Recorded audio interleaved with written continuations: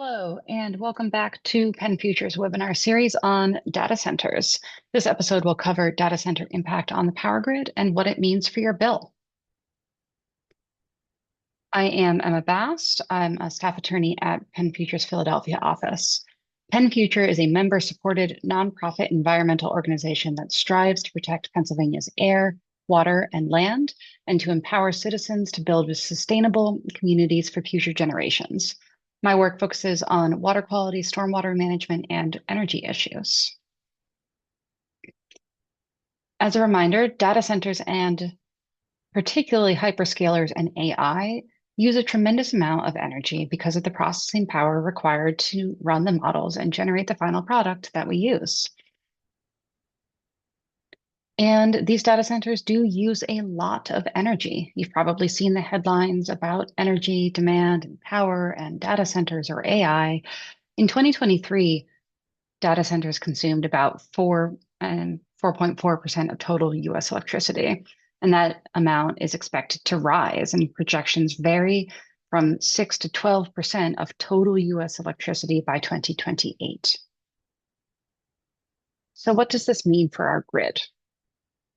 Well, to understand that, we're going to have to do a quick primer on the US power system and rate making, and we'll get into all of the details. Now, for power grids, you can split the costs associated with the electricity system into three broad segments. The biggest and traditionally most expensive part of the grid is generation, the power plants and the fuels needed to run them. Next, the second category is transmission, which moves electricity across long distances and delivers it to local substations. And finally, we have distribution, the poles and wires that get electricity to homes and businesses, the last mile. You can think of transmission as highways for electricity and the distribution as our local roads. The country is divided into different energy markets, and they do work a little bit differently. Some are vertically integrated, some are run through a regional transmission organization, a quasi-government entity. Here in Pennsylvania, we are located in the PJM market, which does not have vertically integrated monopoly power companies who own and operate both transmission and generation. And so here in PJM, where we are, electricity bills are split in two. The generation part of the bill is set through regulated electricity auctions that feature many different power plants and power companies. And the market, in other words, sets generation costs. This is supposed to, and historically does, force some level of competition that lowers the price of energy. And the local power grid, the transmission and distribution company that delivers your electricity, cannot be handled by a market. So it is managed by utilities that cover a particular service area. And these transmission and distribution utilities must get state regulator approval when they raise rates for part of their bill. So how do data centers impact all of this? It's really important to understand that the impact here is a problem of scale. I've got two graphs here. These show two commonly used sort of units relative to each other. We have a kilowatt, which is 1,000 watts, a megawatt, which is 1 million watts, and a gigawatt, which is 1 billion watts with a B. And those correlate to how much power is used by something. New demand on our grid historically is on this scale of kilowatts to megawatts. Data centers, especially hyperscalers, can be on the scale of megawatts to a gigawatt. And so on the left here, what I have is a logarithmic scale. So you can see that the units kind of, the size on the graph goes up in sequence. And that way you can actually tell, sort of see that megawatt line. On the right, we have a non-logarithmic scale. And so nothing has been scaled to show, it's just straight up 0 to 250 million all the way up to the billion. Now, if you obviously here, kilowatt does not even show up on the scale. A megawatt, if you look very closely, you can almost make out that line that's flat on the bottom. And then here's the gigawatt, the size of that massive size. And that just absolutely straight up dwarfs everything else. So this is really meant to give you a sense of scale of how much bigger the load demand is versus historic new demand. So this plays out in a couple of ways. The data centers will have an increased demand for electricity that drives increased prices. They require some new infrastructure. And there are policies that exist that make it more difficult to add energy supply and to address some of these other things. Data center impacts require all the data center impacts to the grid then play out this way. They require a lot of new infrastructure, uh, new transmission, new distribution, and possibly new power plants or energy sources, renewable, otherwise, altogether. On the power plant side, part of the issue here is a classic supply and demand. It's increased demand, there's not enough generation, and we're facing headwinds in terms of bringing new generation online.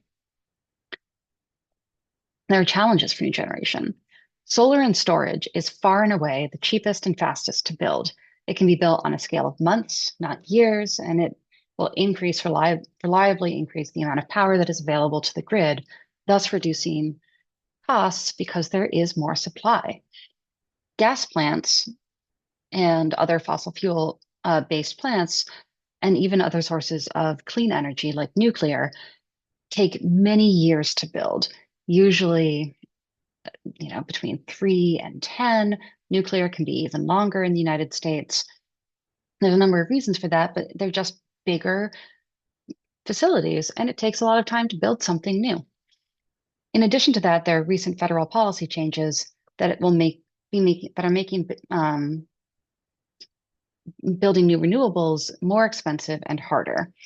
These are things that were Some of these might include things that were part of that recent budget reconciliation bill, the big bill, that include termination of tax credits, tariffs on equipment, and domestic sourcing requirements. And all of these things together are making it hard to add new, reliable energy to the grid. So, as I said before, there are other impacts as well. There's requirements to be building new transmission and new distribution, as well as that power plant. At this point, you might be asking, but why does that affect me and my bill to have all these new customers coming online? It's a reasonable question. To get into that, we have to talk a little bit about how rates get made. I'll say rate making is a complicated subject, and there are many things that go into it.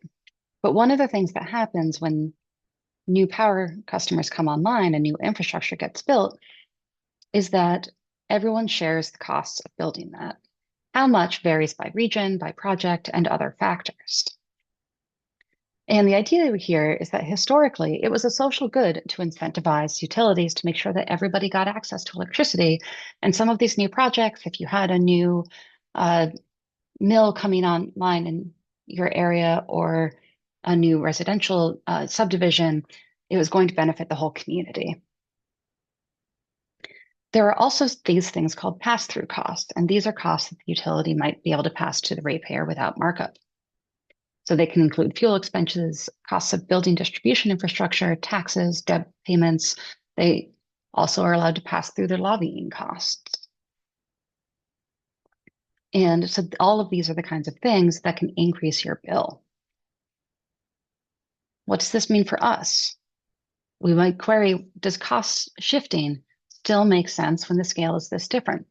When these new load customers that require this massive build out of new infrastructure just for one purpose are requiring so much new things, does the cost shifting still make sense? Until that question is decided, though, the structure that we have means that we will be seeing that cost shifting come into regular ratepayer bills. So what needs to change to address this? State level policy can be implemented to increase the amount of reliable, low cost energy sources such as solar and storage, which can be built in only months to quickly respond to these rising energy demands. There are opportunities arising to advocate for other policy changes to make sure our grid stays reliable and energy costs aren't shifted to individual ratepayers, and policies and opportunities to ensure that ratepayers don't get stuck with disproportionate costs for these new power loads. Thank you for joining us. Please check out the other videos in the series, and we're pleased to have you part. Go ahead and check out PennFuture's website and our YouTube channel for other resources on data centers, energy, and what you can do.